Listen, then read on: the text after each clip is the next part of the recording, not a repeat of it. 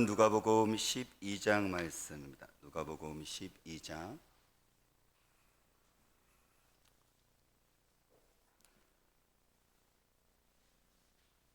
저희들이 생명의 삶으로 저희들이 큐티를 하고 있는데요. 이제 개인도 이렇게 우리가 본문 말씀을 가지고 큐티를 할 뿐만 아니라 개인 묵상할 뿐만 아니라 주일 되면 어린이서부터 어른까지 같은 본문을 가지고 저희들이 오늘 저희들을 설교 본문으로 이렇게 해서 우리 메시지를 같이 나누고 있습니다.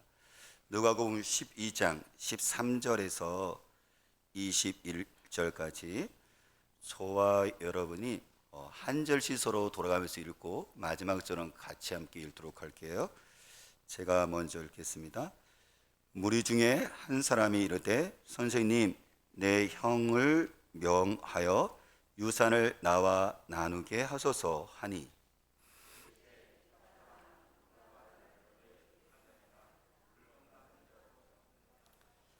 그들에게 이르시되 삶과 모든 탐심을 물리치라. 사람의 생명이 그 소유에 넉넉한 데 있지 아니하니라 하시고,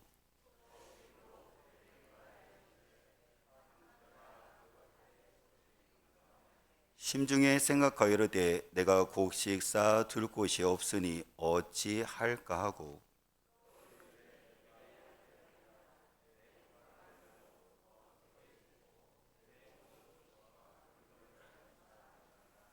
또 내가 내 영혼에게 이르되 영혼아, 여러 해 쓸 물건을 많이 쌓아두었으니 평안히 쉬고 먹고 마시고 즐거워하자 하리라 하되,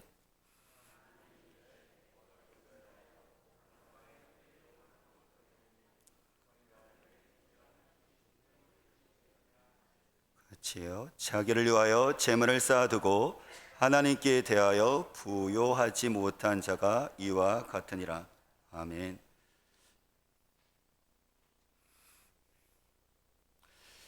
설 명절 되면 우리가 사랑하는 가족들이 고향 부모님이 계신 곳에 다 모여서 우리가 그래도 행복한 시간을 갖는 시간을 갖는데요. 우리가 코로나로 인해서 이번엔 사정이 여의치가 않았잖아요. 저희 가정도 사남매인데 보통 명절 되어지면 같이 모여요. 그래서 이런 얘기 저런 얘기하고 예배 드리면서 또 기도 제목도 감사도 나누는데 이번에는 그러지를 못했어요. 그래서 저희들이 사남매가 그 시간을 각자 내서 이제 부모님을 이제 이렇게 찾아왔는데요. 근데 저희 가족은 이제 예배를 드려야 되는 부분이 있어서 저희들은 갔었어요. 갔고 예배를 드리는데 저는 옛날에 좀 생각이 나더라고요. 물론 그때는 우리가 예수를 믿지 않았을 때였어요. 그때는 차례를 드리잖아요. 그러면 저희 아버지가 종갓집 종손이에요. 그러면 저희 집에 다 모여요. 차례를 지내기 위해서. 그러면 저희 가족 있죠? 둘째 작은아버지, 셋째 작은아버지하고 그 자녀들, 그리고 둘째 작은 할아버지, 셋째 작은 할아버지, 넷째 작은 할아버지, 그리고 당숙 가족, 자녀들, 이렇게 해서 쭉 모여지면 여자들 거면 보통 4, 50명이 돼요. 그야말로 엄청난 그 준비하고 잔치가 되어지는 거죠. 물론 여자분들이 힘들지만요. 저는 그때가 되게 기다려졌었거든요. 그러면 세배하면 일단은 큰 용돈을 벌 수 있으니까. 그리고 또 이렇게 귀한 선물도 주시니까 어렸을 때 저는 그게 너무 좋았어요. 그리고 맛있는 것도 먹는데 정말 떡국도 맛있잖아요. 그죠? 또 그날은 또 이렇게 평소에 못 먹던 것들을 먹게 되어지니까 그날이 엄청 기다려졌거든요. 저는 그렇게 많은 사람들이 이렇게 모여서 함께 이렇게 같이 이야기하고 맛있는 음식 먹는 것들이 어린 저에게는 되게 좋아 보였었어요. 근데 어느 날 보니까요, 저희 그 가족뿐만 아니라 아버지의 형제뿐만 아니라 할아버지, 그 자녀까지 이제 모이지를 못하는 거예요. 코로나 때문에 못 모인 게 아니라 그것은 돈 때문에 그랬었어요. 그 전까지는 잘 모이고 서로 이렇게 주고 받고 하면서 서로 왕래했었던 그것이 왕래가 끊어지고 이제 오히려 이렇게 더 서로 아픈 서로 상처만 이렇게 주었던 것이 뭐냐면, 저희 동네가 유시 집안들이 많이 살았었는데 주변에 땅과 밭과 산이 많았어요. 근데 도시가 개발이 되어진 거예요. 그러니까 돈이 엄청나게 들어오게 되어진 거죠. 그러니까 이것을 가지고 분배하는 과정 속에서 좀 더 가지시려는 어떤 그런 부분들이 있어서 이게 서로 이제 그러다 보니까 이제 상처를 주고받잖아요. 그러다 보니까 서로 이제 원하지 않게 극한 말이 나가게 되어지고 더 이상 나와서 법적인 투쟁들이 들어가기 시작을 하고 그러다 보니까는 이게 서로 형제끼리 만나질 수가 없는 거죠. 그리고 또 이렇게 친척끼리 이렇게 하더라도 모이지를 못하는 거예요. 저는 그것을 보면서 이 돈이 그렇게 무섭구나. 아니 돈이 도대체 무엇이기에 어린 저에게 도대체 무엇이기에 한순간에 이렇게 모든 것들을 그냥 날려버리나. 그때 형제끼리 모여갖고 그리고 조카들이 모여서 정말 재밌었거든요. 근데 지금 죄송하지만 만나지를 않는 거예요.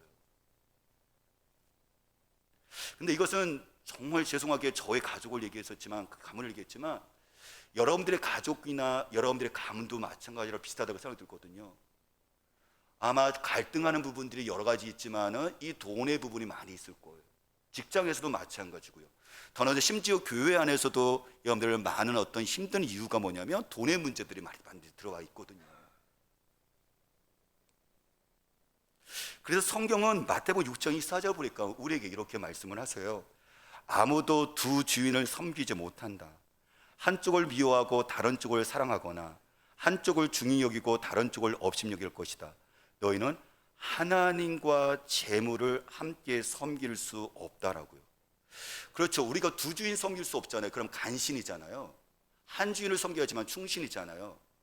근데 두 주인을 얘기하는 거예요. 근데 두 주인이 뭐냐면 하나님과 재물이에요. 나는 하나님만 섬기는데요. 하나님이 주인이신 대로 했지만 실제 우리 삶과 속에서 재물이 돈이 주인 되어서 우리는 종이 되어서 거기 끌려다니는 삶을 분명히 우리가 살 수 있다라고 살고 있다는 걸 얘기를 하시는 거죠.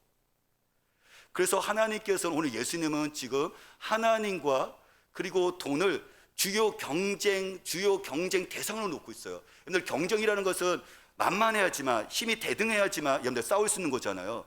근데 어른과 어른이 대등한 경쟁이 아니잖아요. 일방적으로 밀리잖아요.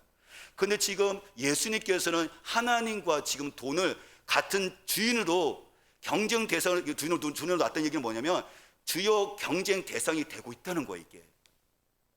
왜냐하면 사람들은 예수 믿는 사람들은 세상 사람뿐만 아니라 예수 믿는 사람들도 돈을 하나님처럼 보시고 있으니까, 따라가고 있으니까.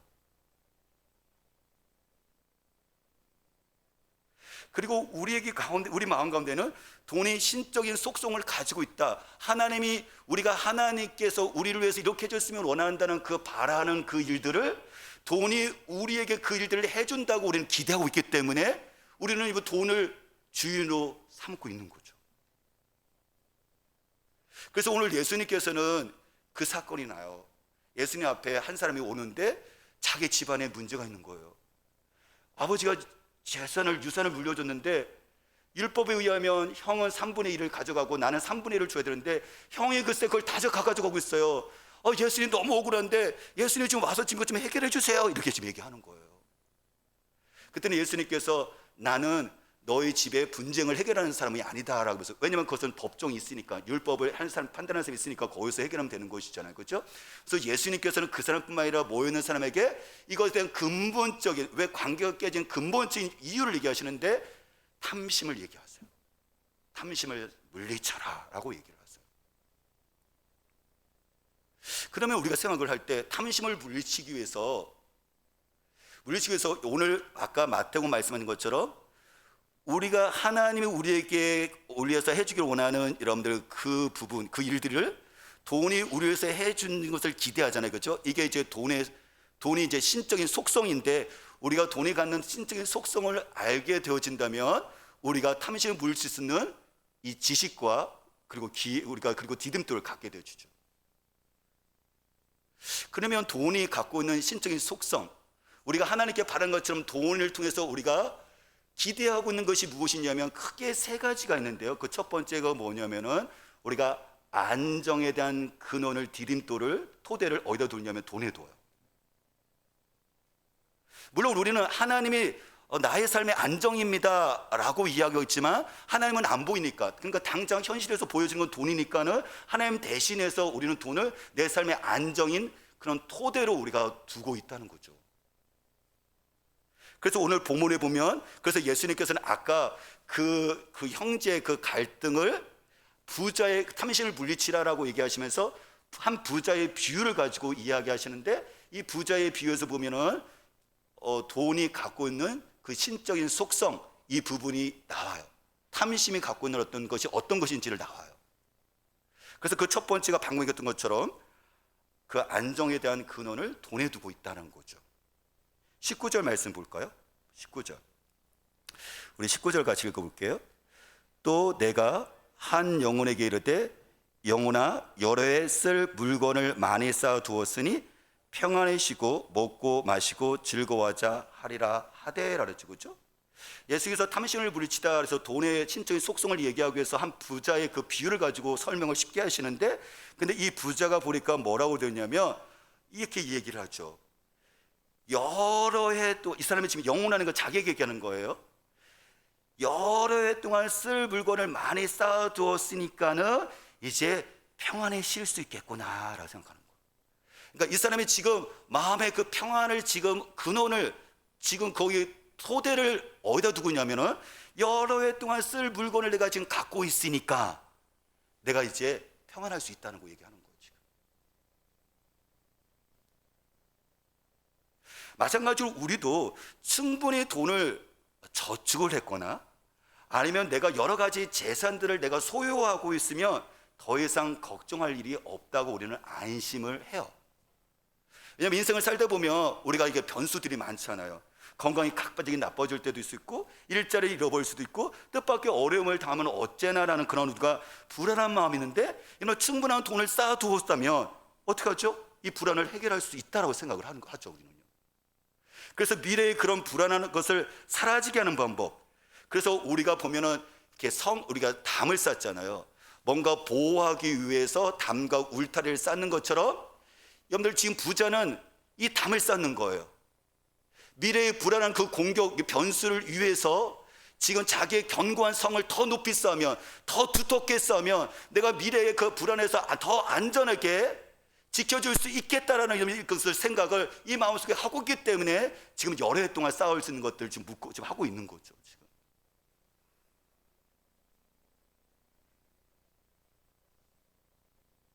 그래, 우리 노후를 위해서 이런 것도 준비가 분명히 필요해요. 근데 여기서 한 가지가 삼가 조심할 것이 있는데, 그것이 뭐냐면 우리들의 그 안전에 대한 그 토대, 그 기초를 내가 돈에 두고 시작을 하잖아요. 그러면 이 돈이 주인이 되어지는 거잖아요. 나는 종이 되어지는 거잖아요. 그러니까 그렇게 되어지면 주인 대신 하나님 자리에 누가 들어가는 거예요? 돈이 그 자리를 바꾸는 거예요. 그래서 이제 하나님이 나의 삶의 주인에서 그분이 나를 안전의 기초가 되어지는 것이 아니라 이제 어떻게 하죠? 하나님 자리에 그 돈이 바뀌어졌으니까 돈이 내 삶의 주인이 되어서 어떻게 하죠? 그 돈이 나의 삶의 안정의 기초가 되어져 버리는 이 상황이 발생해 버리는 거죠. 근데 그렇게 되어지면 우리가 나타나는 현상이 뭐냐면요, 많은 것 중에 한 가지 뭐냐면 기도하지 않아요. 오히려 아침 새벽서부터 밤늦게까지는 열심히 일을 하지만 내가 하나님께 도움을 구하는 기도는요 점점 들고 거의 하지 않죠. 그 이유가 뭘까요? 방금 얘기했던 것처럼 하나님은 좋으신 분이지만 현실 속에 꼭 필요한 분은 내가 아닐 수 있다는 생각을 내가 가져요. 꼭 필요한 것은 현실 문제가 해결할 수 있는 것은 돈이지, 하나님은 좋으신 분이지만 그분이 꼭 나에게 필요한 분은 돈만큼 꼭 필요한 분이라고 생각하지 않아요. 내 안정을 보장시키는데 말이죠. 내 견고한 미래 불안을 염두 확고하게 쌓을 수 있는 성을 쌓는 데 있어서는 하나님보다도 내가 돈이라는 생각을 더 하고 있기 때문에 저와 여러분들은 기도하는 시간이 점점 줄어들어요. 그거보다 현실적으로 나가서 일 가서 돈 쌓는 것이 더 낫다고 우리는 생각을 하죠. 근데 이것이 나중에 보면요, 이게 하나님과의 관계가 점점 멀어져요. 나중에 보면은 이제 제가 기도의 한 부분을 얘기했었지만 하나님과의 내가 이렇게, 여러분들 한번 보세요. 주위에 사업하시는 분들도 주위에 직장 다니는 사람들 보세요. 이게 정말 만만치 않거든요. 이 돈이 주인이 된 순간에 나를 끌고 가기 시작하는데요. 그랬을 때 사람은 나중에 보면요, 이제 내가 종이 그 돈의 종이 되어서 끌려다니기 시작을 하는데요. 그 나중에 그러다 보면 점점 이제 하나님은 점점 멀어져요. 마음에 멀어질 뿐만 아니라 실질적으로 육체적으로 예배하는 자리에 거의 나오지 않습니다.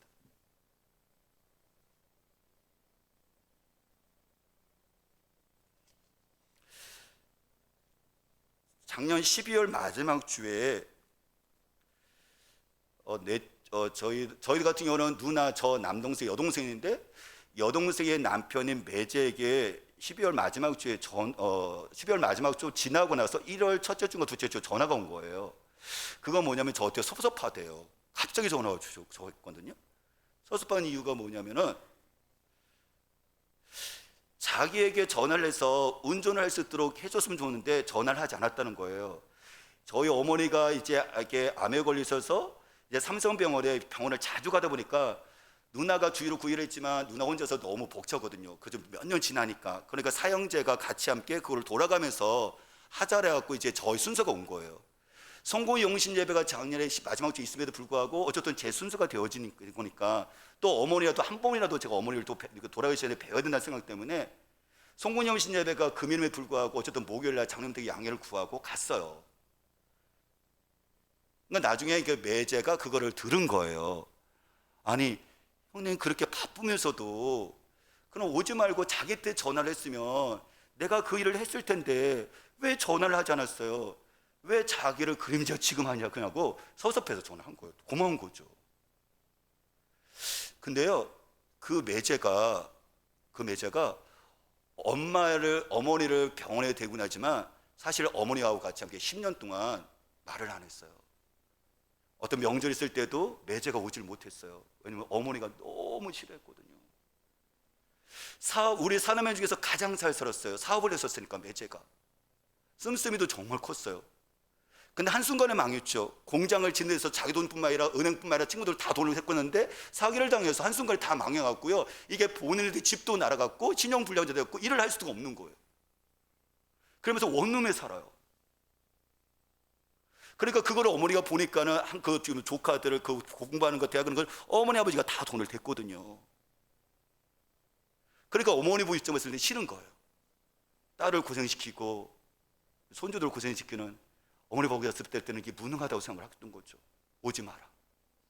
막 빈장 주시고 제가 보기에도 막 보내줘. 어머니가 예수님 믿으심에 불구하고 어머니 마음은 그랬었어요. 그런데 어머니 본인 자신이 아프시니까 또 사형제가 같이 함께 아들에게 이렇게 몸을 모시고 왔지만 어느 때는 불가합하게 먹고 있을 때는 이제 어떻게 하죠? 누나가 매제 때 부탁을 해요. 그때는 마지막으로. 그럼 매제가 저 못 가요. 어머니가 나한테 어떻게 했는데 이렇게 하질 않아요. 제가 그 전에는 사업했을 때는 어머니를 제가 다 할 수 있을 텐데 지금 제가 돈이 없으니까 제가 그렇게 해준 것이 얼마나 고마운지 하면서 가는 거예요. 저는 못할 것 같은데 목사도요. 너무 고마운 거죠. 그러니까 가다 보니까 어머니 마음이 슬슬 열려진 거예요. 왜요? 이 매제가 그저 아들 딸도 아닌데 데리고 가니까 몇 번씩 데리고 가니까는 어머니 마음에 미안한 거예요. 이게 전에 어머니가 매제에게 됐던 그 미안함, 그리고 매제가 또 이렇게 기꺼이 기쁨으로 이렇게 하는 어떤 그런 고마움.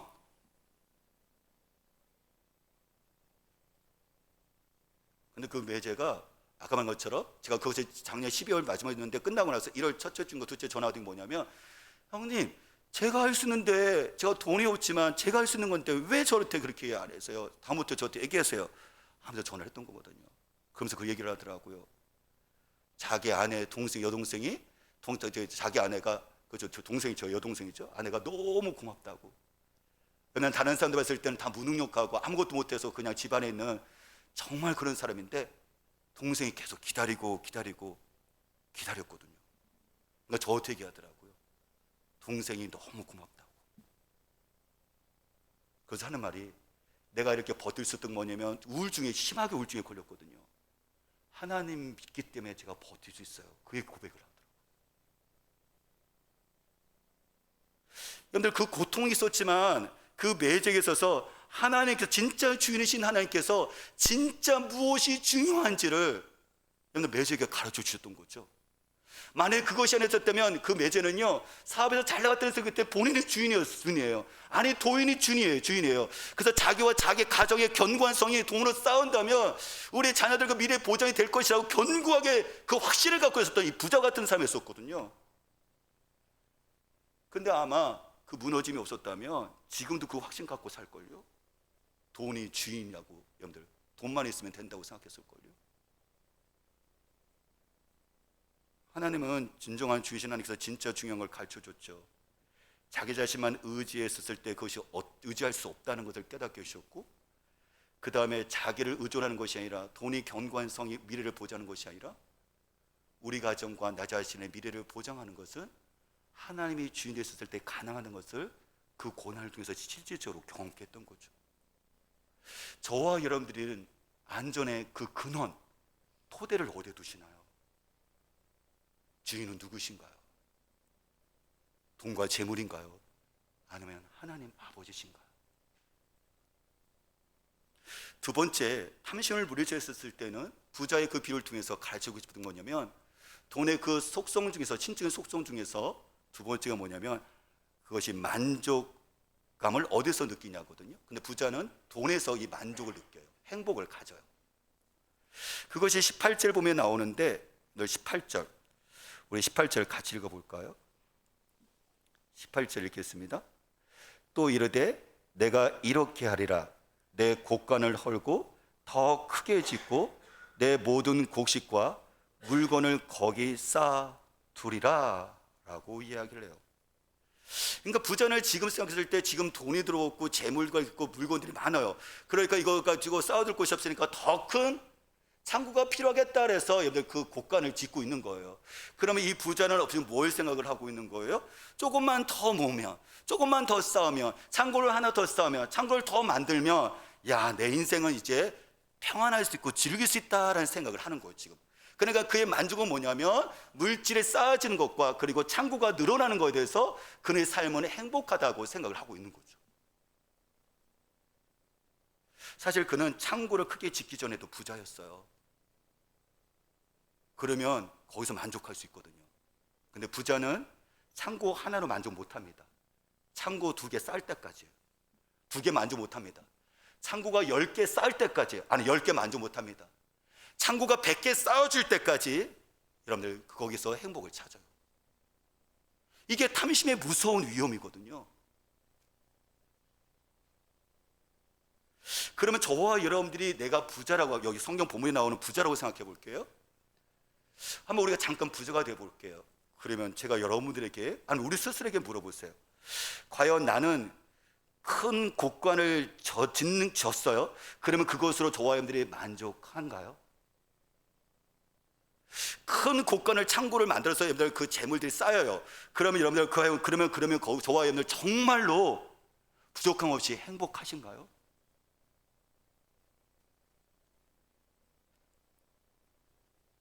큰 곡간을 3개, 4개 만들어진다면 내가 부족 갖고 내 인생을 흡족할 수 있어 라고 여러분들 그렇게 이야기하실 수 있나요?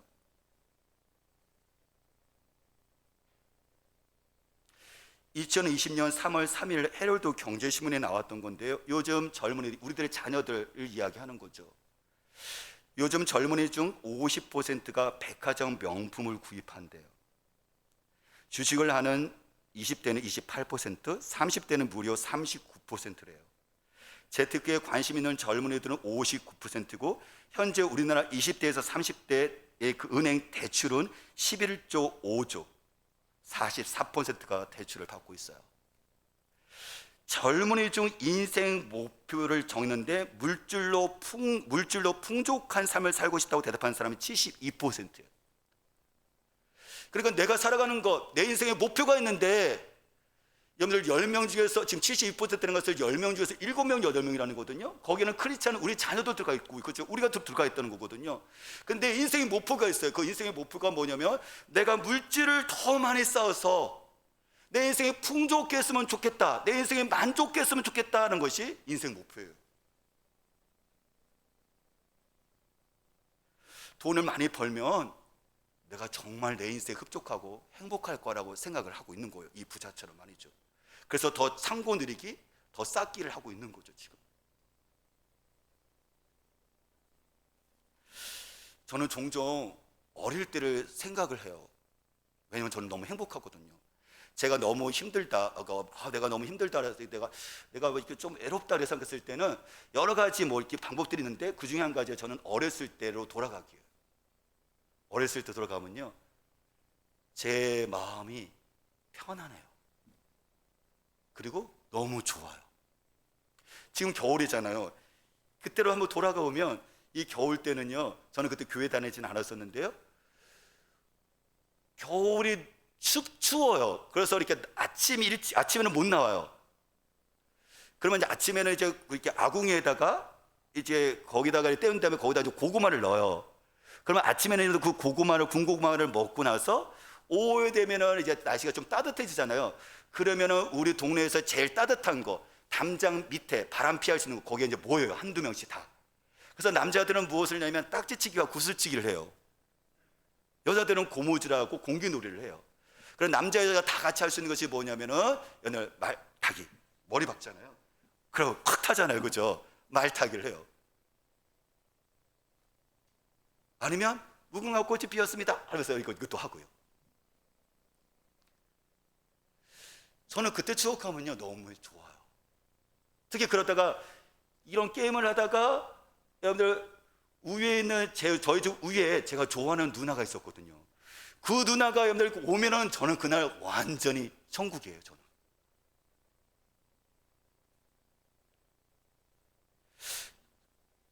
어떤 분은 어떻습니까? 지금이 그 옛날 그때보다 더 행복한가요?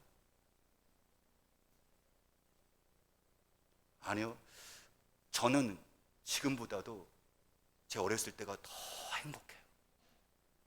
그때는 TV도 많이 없었고 인터넷과 핸드폰도 없었고 그때는 많이 먹을 것도 없었고 늘 그랬었는데 저는 그때가 너무너무 행복해요. 다시 말하면 삶이 정말 심플하고 단순했는데 그 소박함에서 만족과 행복이 있었다는 거예요. 우리는 알아요. 경험으로요. 돈이 참 만족을 주지 못한다는 것을 경험으로 분명히 알고 있는데 근데 여전히 우리는요 돈이 주인 되니까 내가 종이잖아요. 그 종은 주인을 따라다니는 거잖아요. 뒤를 따라다니는 것처럼. 그렇잖아요.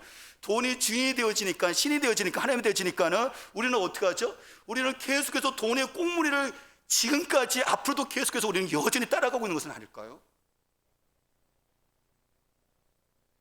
아니 돈이 우리 인간에게 얘기해주지 못한 복잡한 사항들 골칫거리를 가져둔다는 사실도 분명히 알아요. 아까 그래서 얘기한 것처럼 그 관계가 다 깨지거든요. 사실 돈 때문에요. 가족 그 형제의 그 사랑도 그리고 어떻게 하죠? 부모의 자녀의 관계도 심지어 성도와 성도의 그 관계도 이 모든 것들이 보면 돈의 문제가 정말 깊숙이 개입됐거든요. 이 돈이 이렇게 복잡하고 우리가 골칫거리라는 것을 분명히 우리는 분명히 알면도 불구하고 우리는 여전히 내 마음 가운데 속에서는 아우성쳐요. 더 돈, 더 돈, 더 돈 하고요. 근데 설교하고는 저는 예외일까요? 아니에요. 10년 전이나 지금이나 앞으로도 제 마음 가운데는 아니 우리 인간의 마음 가운데는 계속해서 아우성친다니까요. 더 달라고, 더 돈이 나고요. 이게 멈추지를 않는 거예요, 이게. 최고의 부자였었던 성경에 솔로몬이 있었는데 그 믿음의 선배가 이렇게 우리에게 얘기를 해요. 전도서 5장 10절 말씀에 보니까 돈 좋아하는 사람은 돈이 아무리 많아도 만족하지 못하고 부를 좋아하는 사람은 아무리 많이 벌어도 만족하지 못하니 돈을 많이 버는 것도 헛되다. 재산이 많아지면 돈 쓰는 사람도 많아진다. 많은 재산도 임자에게는 다만 눈요기에 지나지 않으니 무슨 소용이 있는가. 알겠습니다. 돈이 많이 벌면 벌수록요 돈의 씀씀이 더 커집니다. 그만큼 써요. 들어온 만큼요. 내가 쓰던 아니면 자녀들이든 다른 사람이 쓰던.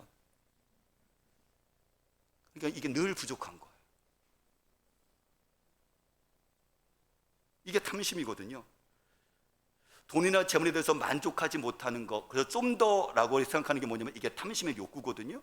그래서 우리가 생각을 하죠. 내가 좀 더 좋은 차를 타면 여러분들 그러면 거기서 우리가 만족하나요? 좀 더 여러분들 평수가 넓은 아파트를 구입하면 우리가 거기서 만족하나요? 아니요, 그것이 채워지면 우리는 거기서 멈추지 않아요. 우리의 마음의 탐심은요.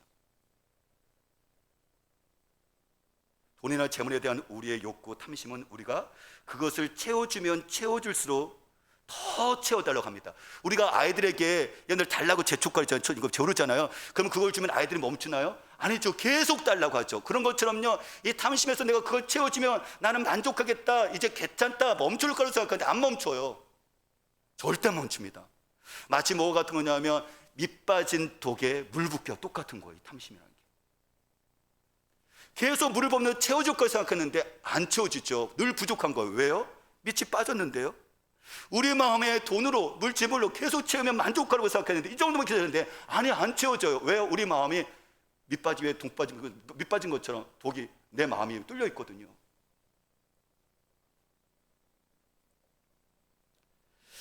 그래서 주님께서 지금 탐심이라는 것, 특히 아까 말한 것처럼 돈을 주인으로 삼았을 때 오는 부분을 대해서 이야기하는 거예요. 우리는 그 돈을 통해서 내 삶의 행복과 만족과 흡족을 갖기를 원하는데 이게 나중에 채우고 채웠다고 생각하는데 이게 늘 허전한 거예요. 이게. 안 채워지는 거예요. 근데 우리는 이 환상을 쫓아가죠. 계속.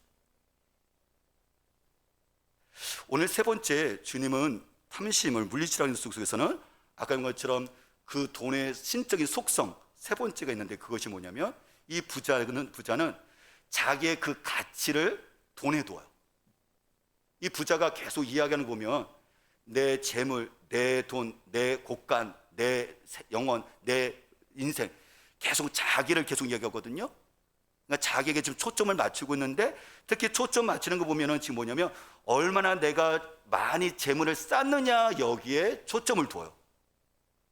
왜냐하면 자기가 많이 쌓을수록 자기 가치가 높아진다고 생각하는 거예요. 이 사람의 정체성은 뭐냐면 나는 돈이에요. 내가 돈이 올라가면 나도 올라가는 거예요. 돈이 쌓아지는 것이 적으면 나의 가치도 떨어지는 거예요. 그렇죠. 사람들은 얘기하죠. 그렇죠.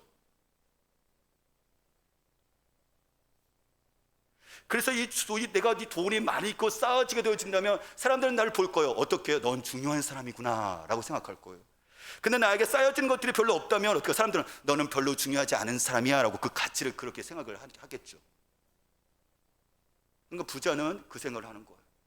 내가 돈이 쌓으면 쌓을수록 내 가치는 더 높아진다, 더 중요한 사람이 된다라는 생각을 마음속에 깔고 있는 거예요 지금. 근데 우리도 비슷한 행동을 하죠. 나의 가치는, 우리들의 재산의 가치는 그 재산 보여지는 게 아니에요. 보여지는 나의 가치도 올라가는 거예요. 물론 사람의 가치가 돈으로 평가되어지고 가치로, 재산으로 평가된 것이 좀 이것은 결정은 아니지만 또 그렇게 하면 안 되지만 근데 그럼에도 불구하고 우리가 자연스럽게 보여지는 그 평가가, 사람들의 평가가 뭔지 아세요? 한 사람의 인간을 봤을 때 그 사람의 평가는 것이 뭔지 아세요? 정말 예수 믿는 사람이든 믿지 않는 사람이든 심지어 목회자는 저도 의식하지 않으면 따라오는 것이 뭐냐면 저 사람이 연봉이 얼마야? 저 사람이 어떤 재산을 갖고 있어? 이게 그냥 따라와요. 이게 인간이. 여러분은 어떠십니까? 한 사람을 평가하는 데 있어서 그 사람이 어쨌든 보이지 않는 성품이든지 삶의 어쨌든 그런 태도든지 이런 것들을 보는 것이 아니라 당장 보여지는 그 사람에 있어서 그 사람이 어떤 것을 갖고 있느냐, 어떤 연봉을 얼마만큼 받고 있느냐, 그 사람이 얼마나 재산을 갖고 있느냐, 이것을 통해서 그 사람의 가치가 중요하기도 하고 그 사람의 가치가 떨어지기도 하는 것이 솔직하게 우리의 모습이잖아요.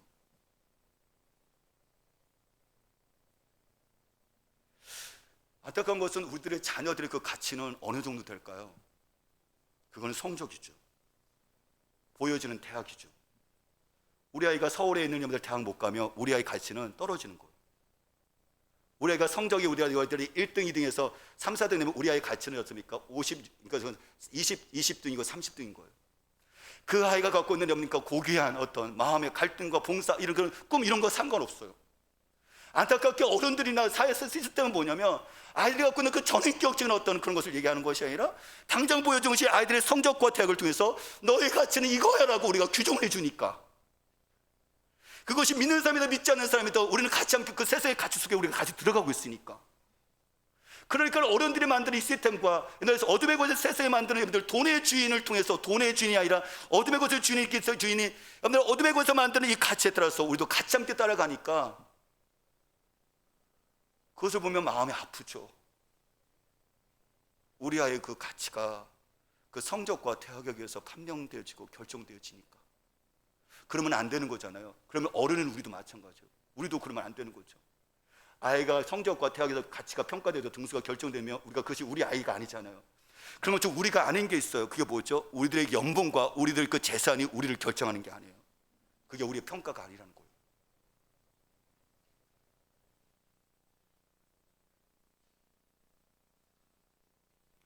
우리의 가치를 새롭게 만들어준 게 있어요. 세상의 가치를 뛰어넘어서 진정으로 우리를 자유케 하고 우리를 만족케 하는 그 가치가 여러분들 이 십자가예요. 나의 가치가 새롭게 규정되어졌고 나의 가치가 새롭게 평가되어졌고 그리고 영원한 나의 가치, 돈의 가치는 내가 어떻게 하죠? 계속 변해요. 내가 돈을 쌓으면 나의 가치 올라가고 떨어지면 나의 가치 떨어져서 평생 동안 이 시름 가운데 속에서 인생을 걸어야 되는데, 그래서 돈의 주인이 돼서 나는 종이 되어갖고 인생을 끌려다니는데, 여러분들 하나님의 십자가의 예수 그리스도의 여러분들 그 안에 있는 나의 가치는요 그것대로 왔다 갔다 하는 게 아니에요. 정말 고귀한 가치로 고귀한 신분으로 내가 바뀌었거든요. 영원한 가치거든요. 절대 바뀌지 않거든요. 어떤 가치예요? 예수 그리스도 하나님의 아들이 나를 위해서, 여러분들 자녀를 위해서 모든 것들을 쏟으신, 모든 것들을 쏟으신, 모든 것들을 부으신, 모든 것들을 투자하신 생명의 가치거든요. 그렇다면 나도 그 생명이라는 얘기거든요. 늘 생명을 돈으로 살 수 있나요? 근데 하나님의 아들의 생명으로 나를 산 거예요. 아들의 가치인 거예요. 내가, 이거는 영원한 가치거든요. 물론 중간에 저와 여러분들이 말씀을 들을 때라도 나가면 이제 또 돈의 가치에서 내가 평가되어지는 세상의 가치 속에 들어가니까, 그 흐름 속에 들어가니까 나도 정말 비교돼요. 아, 저 남편은 연봉 이만큼이래, 근데 우리 남편은 요만큼이래. 이게 엄청난 스트레스가 되죠. 그리고 남편에게 잔소리할 때도 있을 수 있겠죠. 근데 그때마다 우리가 하나님의 말씀이 진리예요. 진리는 우리를 살리거든요. 근데 세상의 가치는 어둠의 권세의 가치예요. 이건 우리를 죽입니다.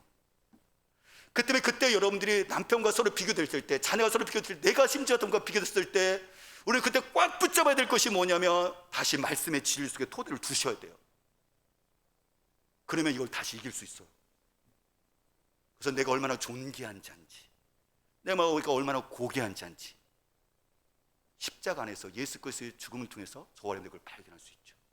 그리고 그 직업을 발견하는 걸 붙잡고 나갔을 때, 다른 사람을 봤었을 때 그 사람이 보여지는 것으로 평가되어진 것이 아니라 그 사람이 있는 자체가 나에게 너무 존귀한 거죠. 사랑하는 저와 여러분들은 한 인간을 평가할 때 무엇을 근거를 가지고 평가하시나요? 돈인가요? 아니면 그 어떤 십자가에 있는 그분의 그 십자가의 그 희생인가요? 본문에 나오는 부자가 돈과 재물을 믿고 의지했었잖아요. 그는 계획을 했어요. 내가 열심히 모아서 퇴직한 다음에 이제 인생을 즐기면서 살겠다라는 것을 그는 계획을 치밀하게 썼고 그 계획들이 이뤄나가고 있었어요. 근데 내가 퇴직한 다음에 인생을 내가 먹고 마시면서 인생을 즐기겠다는 그 계획이 이루어졌나요? 안 이루어졌습니다. 20절 말씀을, 그 인생의 결말입니다. 부자의 결말이에요. 20절 같이 읽어볼까요? 하나님은 이르시되 어리석은 자여, 오늘 밤에 내 영혼을 도로 찾으리니 그러면 내 준비한 것이 누구의 것이 되겠느냐 하셨으니 라고 했습니다. 그 부자는 그날 밤 죽었습니다. 그의 장례식에서 그의 손은 들려진 것이 아무것도 없습니다.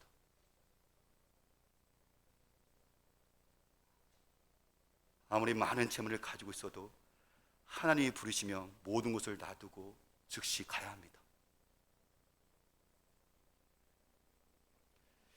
제가 미국에서 있었을 때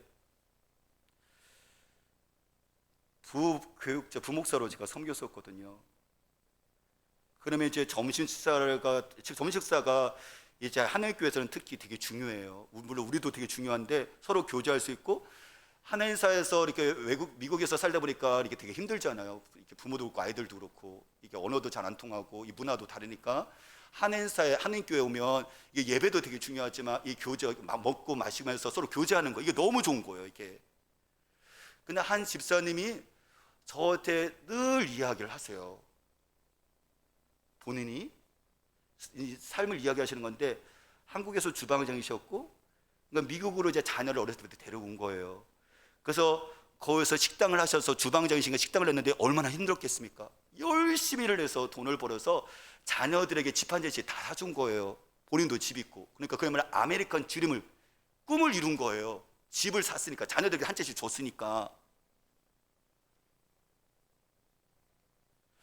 근데 안타깝게도요, 그분이 60대 집사님, 60대 한 중반 정도 됐는데 그분이 암으로 돌아가셨어요.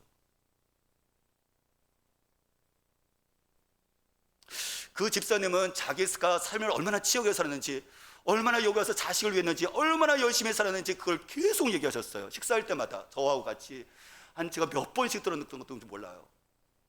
근데 한편으로는 저는 처음에는 집사님 정말 대단하세요. 정말 열심히 사셨어요. 아이들도 정말 좋겠네라고 제가 얘기했지만 몇 번을 계속 듣는 것 속에서 솔직하게 못된 생각이 있을지 모르겠지만 제 마음 한구석에서 계속 제가 스스로 그 집사님에게 말은 안 했지만 그 속으로 집사님에게 제가 던지는 질문이 있었어요. 집사님, 그래서 어쩌다는 거죠? 집사님, 그래서 어쩌다는 건데요? 집사님, 그래서 어땠다는 건데요? 라고 제가 계속 들으면서 제 마음속에 그것은 점점 커졌어요. 왜냐하면 집사님은 주일날 예배를 한 번 들으셨지만 그것도 정말 대단한 거지만 그가 물질로 헌신한 건 아무것도 없으셨거든요.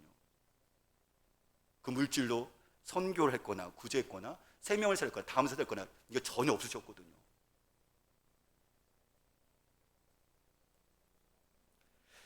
그 집사님은 이 땅의 삶에서 성공한 사람으로 기억될지 모르지만 우리는 하나님 아버지 앞에 가거든요. 그러면 그 집사님의 인생을 하나님께서 평가하시고 우리는요 결산을 해야 될 거예요. 한 해가 끝나면 우리가 결산을 하는 것처럼 그 인생이 이 땅 가운데 살면서 하나님 아버지 앞에 그 자녀는 그 집사님은 결산을 해야 됩니다. 그때 그 결산을 했을 때 집사님은 그 결산 보고를 어떻게 하실까요? 내 자녀에게 집 한 채씩 다 줬습니다. 나도 주방전으로 밤새 이렇게 해갖고 나도 집 샀습니다. 그렇게 보고하실 건가요? 하나님 아버지는 하나님 아들 예수 그리스도의 생명을 자기 아들의 고통과 죽음과 조롱 속에서 자기 아들의 생명을 그 집사님에게 줬는데 집사님은 하나님의 아들 여러분들 그 생명을 받은 그 생명을 가지고 그 삶을 가지고 여러분들 도대체 어떻게 무엇을 했다는 거죠? 여러분들 돈을 벌지 말라는 그 얘기를 하고 싶은 게 아니에요. 그의 삶의 흔적이 어떻다는 겁니까? 하나님은 그걸 물으실 거예요.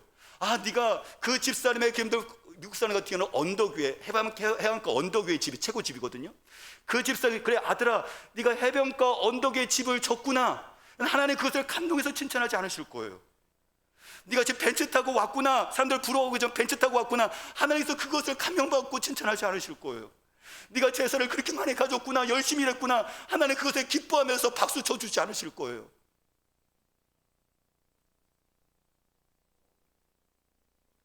오늘 성경 20절 말씀을 보면 이 부자에게 이렇게 얘기합니다. 하나님 말씀하시죠. 어리석은 자요. 이 사람은 어리석은 자입니다. 자기 인생이 이 땅에서 즐기기 위해서 정말 치밀하게 준비하고 열심히 살았고 치밀하게 써서 준비해서 계획을 했지만 이 땅의 삶을 정말 준비하고 치밀하게 계획하고 실천해갔지만 바로 그의 영혼과 영원한 세상과 하나님을 위해서는 아무것도 한 것이 없습니다. 그것은 준비와 계획조차도 없었습니다. 그는 이 땅에서 사라질 것을 위해서는 아무것도 가지 못하는 여러분들 그 삶을 위해서는 영원하지 않는 것에서는 자기 인생을 전체 걸었습니다. 근데 영원한 그 생명을 위해서는 예수 그리스도와 다음 세대를 위해서는 남긴 것이 없습니다. 그렇기 때문에 말합니다. 어리석은 자라. 우리는 어리석은 부모가 아닐까요? 우리는 어리석은 사업가가 아닐까요? 어리석은 목사고 어리석은 여러분들 집사님이 아닐까요? 오늘 주님은 말씀하십니다. 여러분들 탐심을 물리치라는 속에서는 바로 거기에는 돈에는 주인의 그 하나님과 같이 함께 대등한 경쟁자로 서서 신적인 그 요소들이 있다는 얘기, 속성을 얘기했다는 얘기한 건데 오늘 주님은 저와 여러분들에게 물으시는 거죠. 누가 주인이냐고요? 너의 인생의 그 안전에 여러분들 안전을 떠받들고 있는 것이 돈이냐 하나님인 것을 물으시는 거죠. 너의 인생의 그 만족과 행복이 여러분들 돈이 너를 인생을 행복하게 떠받드느냐 아니면 너의 인생이 지금 하나님을 주인 되었음이라면 네가 행복하냐고 물으시는 거죠. 우리 인생의 가치가 돈에 의해서 평가되어지느냐 아니면 하나님의 아들이라는 여러분들 십자가에서 평가되어지느냐라고 우리 주님께서는 지금 묻고 계신 거죠. 누가 주인이신가요? 주인인가요? 하나님이신가요? 아니면 돈과 재물인가요? 같이 기도하겠습니다.